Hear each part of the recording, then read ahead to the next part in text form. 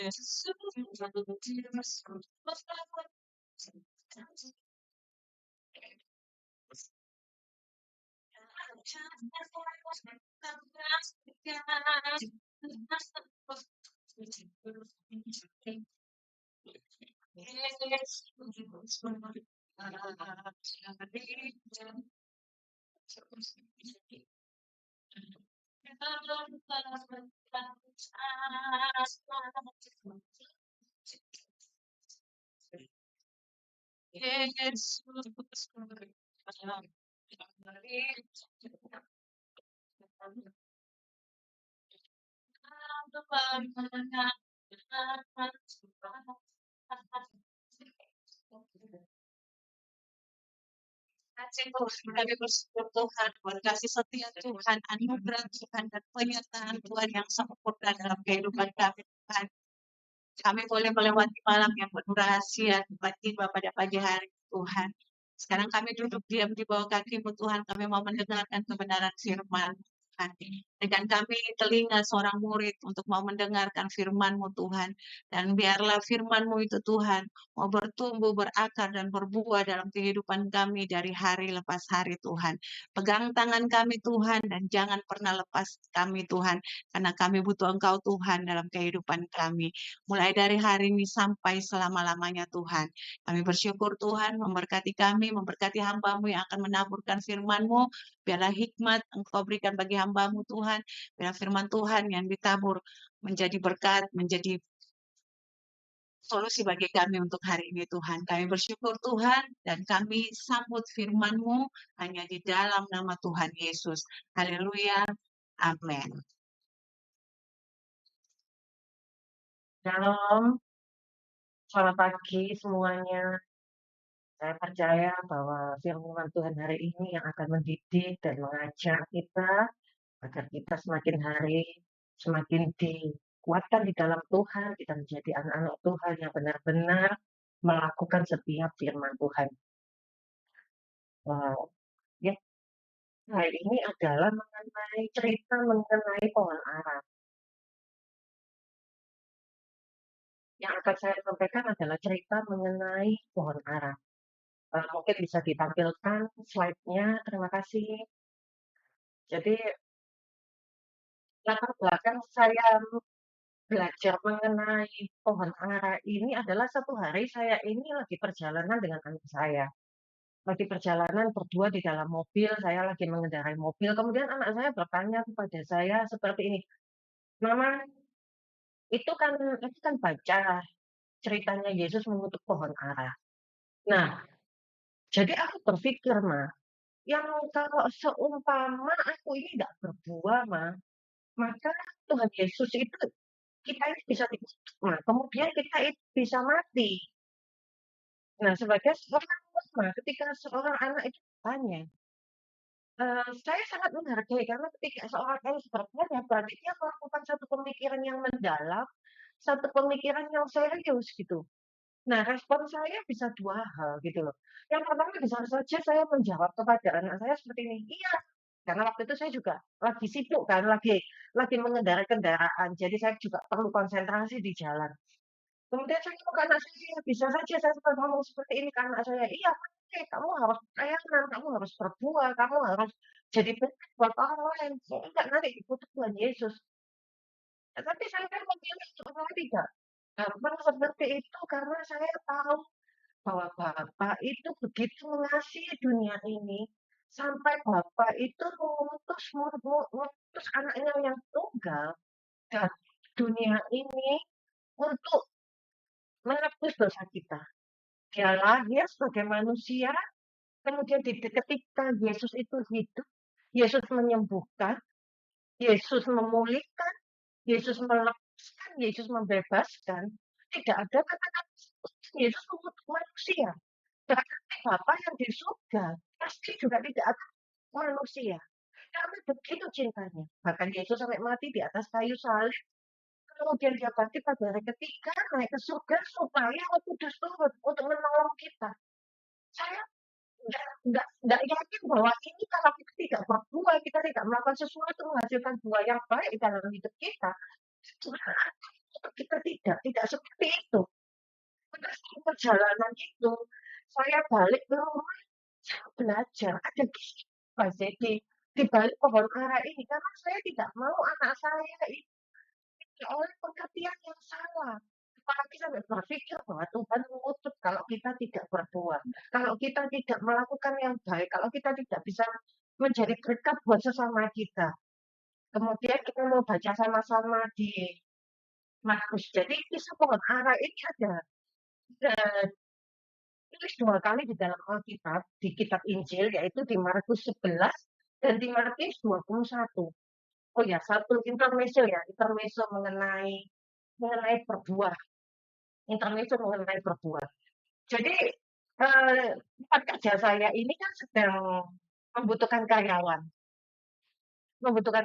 dan, ada beberapa orang yang melamar gitu, ada beberapa orang yang melamar. Kemudian ada satu orang yang melamar itu, dia ini dulunya bekerja di ini, orang yang jualan ayam goreng. Jadi saya tahu bahwa tempat ini punya punya beberapa cabang, punya banyak cabang. Beberapa kali saya beli di ayam goreng ini dan saya kagum gitu loh, sangat kagum sama,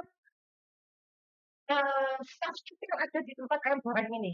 Jadi begitu ramah, mereka kalau bertanya, "Atas nama siapa?" Bukan hanya sekedar tanya, "Atas nama siapa?" Tapi mereka tanya dengan ramah, mereka bertanya dengan baik, "Atas nama siapa?" Kemudian kemudian ketika kita menunggu pesanan selesai itu, dia ngajak ngobrol, kemudian setelah selesai dia mengucapkan, "Ini pesanannya sudah selesai, hati-hati di jalan, Bu Yuli," dia ngomong seperti itu. Saya berpikir waktu itu, wah kagum sekali saya. Ini kata manajemen SDM bagus sekali ya di tempat ini ya. Kemudian ternyata anak ini bercerita bahwa mereka melakukan seperti itu karena mereka ini diawasi oleh CCTV. Jadi setiap kali mereka tidak mengucapkan salam atau tidak mengajak basa-basi atau tidak ramah, ada hukum yang harus mereka terima. Jadi ada entah dari PHK atau mereka ini yang anak yang saya wawancara itu dia ada tulis ada gini, hukumannya adalah menulis 500 kali, ini, "Saya tidak akan memberi salam kepada pelanggan sebanyak 500 kali." Wah, saya pikir kamu memang terlihat berbuah di luar, tetapi kamu berbuah bukan dari hatimu, bukan karena berbuah, tetapi karena peraturan, karena itu adalah masalah gaji, karena itu kamu berbuah karena ketakutan. Jadi saya rasa ketika kita berbuah, itu juga karena dari hati kita yang mencintai Tuhan. Itu intermezzonya ya, itu intermezzonya. Jadi kita balik lagi ke kisah pohon ara tadi ya. Di Markus 11 ayat yang ke-12 sampai yang ke-14 itu dituliskan bahwa Yesus itu merasa lapar. Kemudian dia dari jauh melihat ada pohon ara yang sudah berdaun. Tetapi ketika Yesus mencari pohon ara itu, buah di pohon ara itu, dia tidak mendapatkan apa-apa. Karena waktu itu memang bukan musim buah ara. Maka katanya kepada pohon itu, "Jangan lagi seorang pun makan buahmu untuk selama-lamanya," dan murid-murid pun mendengarnya. Ini yang menjadi pertanyaan saya, ini bukan musim berbuah. Tuhan Yesus cari pohon, mencari buah ara di situ. Ternyata karakteristik dari pohon ara adalah mereka akan berdaun, ketika daunnya itu sudah rimbun, sebenarnya mereka itu sudah harus menghasilkan buah ara. Jadi buah ara yang kecil-kecil kalau bahasa Ibraninya itu adalah tas, TAKSH. Dan biasanya ada dia masih kecil-kecil tapi dia bisa dimakan gitu. Nah itu yang dicari oleh Tuhan Yesus. Nah kalau ketika pohon ini sudah berdaun tetapi tidak ada buah yang kecil-kecil itu tadi, calon buah yang akan besar tadi itu, Berarti akibatnya pohon ini tidak akan berbuah lagi sepanjang musim itu. Sama, di rumah saya ini sebenarnya juga lagi tanam pohon ara dan cuma daun saja, belum ada buahnya, tapi saya belum menyerah. Saya akan terus mengusahakan pohon ini sampai dia memiliki buah ara yang bisa kami nikmati. Dan kemudian Tuhan Yesus, eee, kalau kalau apalagi kan kita tahu ya, kalau sudah sudah emosinya biasanya tinggi. Tuhan Yesus itu marah sampai mengutuk karena dia lapar. Saya pikir juga enggak. Karena Tuhan Yesus ini pernah berpuasa 40 hari, 40 malam di padang gurun. Dan setelah berpuasa merasa lapar, Tuhan Yesus titik mana dari pencobaan yang begitu berat yang dilakukan oleh iblis sendiri kepada Tuhan Yesus. Jadi saya pikir bukan masalah lapar. Berarti ada sesuatu yang Tuhan mau kita belajar bersama-sama melalui kisah ini. Jadi kisah ini ditulis bukan karena Tuhan mau mengutuk, bukan karena Tuhan lapar, bukan karena Tuhan itu mau kita akan marah ketika kita tidak berbuat. Jadi saya rasa bukan seperti itu. Jadi saya belajar lebih lagi.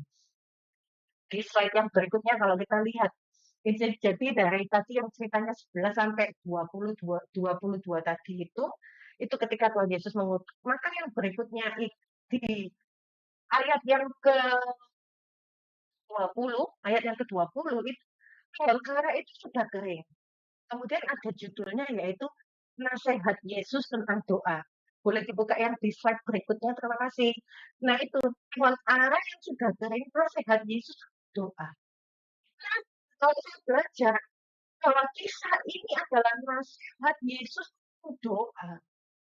Karena pohon ara itu tadi dikatakan yang pohon ara yang sudah kering tadi itu, yang dikutuk tadi itu ternyata sudah kering. Jadi begitu di ayat yang ke-20 dikatakan di slide yang berikutnya ya, di pagi ketika Yesus dan murid-muridnya lewat, mereka melihat pohon ara itu sudah kering sampai ke akar-akarnya. Mereka teringatlah terus apa yang terjadi, lalu ia berkata kepada Yesus, Rabi, lihatlah pohon yang kau kutuk itu sudah kering. Maka Yesus menjawab kepada mereka, percaya pada Allah. Ternyata Yesus sedang mengajarkan kita untuk percaya kepada Allah. Mengapa ini nasihat tentang doa? Yaitu kita mau lihat di slide yang berikutnya.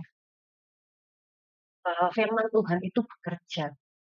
Dikatakan bahwa aku berkata kepadamu, sesungguhnya barang siapa berkata kepada gunung ini, teranjaklah dan tercampaklah ke laut. Asal tidak bimbang hatinya, tetapi percaya bahwa apa yang dikatakannya itu akan terjadi, maka hal itu akan terjadi baginya. Firman itu yang dipegang itu kata-katanya. Dan firman Tuhan mengatakan di bilangan bahwa Allah itu bukan manusia. Dia tidak pernah berdusta. Dia tidak selalu dia itu selalu berfirman dan selalu melakukannya. Selalu ketika Allah berbicara, itu dia selalu menepati. Di dalam kisah ini Tuhan berbicara kepada pohon ara itu. Dan ketika Tuhan berbicara kepada pohon ara itu juga akar-akarnya mulai kering. Akar-akarnya mulai kering. Tidak ada lagi tumbuhan di akarnya. Dan butuh keesokan harinya mungkin sekitar 12 jam, kamu bisa melihat ada manifestasi pohon ara itu kering sampai atasnya. Itu bicara apa di sini? Bahwa ketika firman Tuhan diucapkan, ketika firman itu keluar dari mulut kita diucapkan, itu juga firman Tuhan itu terjadi di alam roh. Ditepati. Saya percaya Tuhan langsung menepati. Kita mesti percaya satu hal itu. Dan ketika firman itu sudah diucapkan, maka pasti ditepati di alam roh. Tinggal kita menikmati manifestasi fisiknya yang terjadi di tubuh kita. Apa yang bisa kita lihat, apa yang bisa kita dengar, apa yang bisa kita rasakan. Di firman Tuhan berkata seperti ini, firman yang keluar dari mulutmu di Yesaya itu tidak akan kembali kepadaku dengan sia-sia. Dia akan melaksanakan apa yang kuhendaki dan berhasil apa yang kusuruhkan kepadanya. Jadi yang perlu kita dikatakan di situ yaitu ke gunung ini, kerjalah dan campur. Apa? Ketika kita berdoa, kita tidak lagi Tuhan, Tuhan, Bukan aku Tuhan. Tuhan, berkati aku tidak. Karena ketika Yesus mati di atas kayu salib, dia sudah menyembuhkan kita. Dia sudah memberkati kita. Jadi bagaimana Tuhan sudah masalah kita. Kita berkata, jadi penyakit kita. Aku harus karena oleh figur Yesus, aku sudah sembuh. Aku ini adalah orang yang diberkati. Aku adalah orang yang mendapatkan perlindungan dari Tuhan. Firman Tuhan, firman Tuhan dan masalah kita. Ketika saya merasa sendiri di tangan saya, akhir-akhir ini saya merasa sendiri di tangan saya lakukan adalah saya firman Tuhan sudah disembuhkan oleh Tuhan, sudah sembuh. Hai yang ini cara itu tidak berhak atas tubuhku. Seperti itu. Jadi Tuhan itu kita ucapkan, dan itu juga terjadi di alam roh. Untuk kita menikmati manifestasinya itu gantung dari prinsip kita, yaitu kita. Jadi sama seperti kita seperti ini loh. Jadi langsungnya itu sudah ada. Saya berbicara sudah ada. Tapi saudara menikmatinya, bisa mengalami dengan baik atau tidak, itu tergantung dari mungkin standar saudara, mungkin sinyal internet di rumah saudara. Nah, kalau ketika kita berdoa, ucap firman Tuhan, sudah terjadi dalam roh. Sinyal terjadi kan dari kita, dari hati kita. Makanya Tuhan bilang, cari ya Tuhan, percaya kepada Tuhan. Dan kemudian Tuhan katakan bahwa asal tidak bimbang hatinya, itu percaya bahwa apa yang dikatakannya itu terjadi, maka hal itu terjadi kepadanya. Dan mati itu dikuasai oleh lidah. Siapa yang kematiannya itu akan begitu buahnya. Jadi apa yang dikatakan? Hidup kita mau berhenti, kita mau sehat, kita mau sakit, kita mau berhasil, kita mau selalu gagal, itu dan dari ucapan bahwa kita yang baik-baik saja. Dikasih anak buah yang Tuhan yang cinta, Tuhan yang baik, Tuhan yang pimpin, yang baik,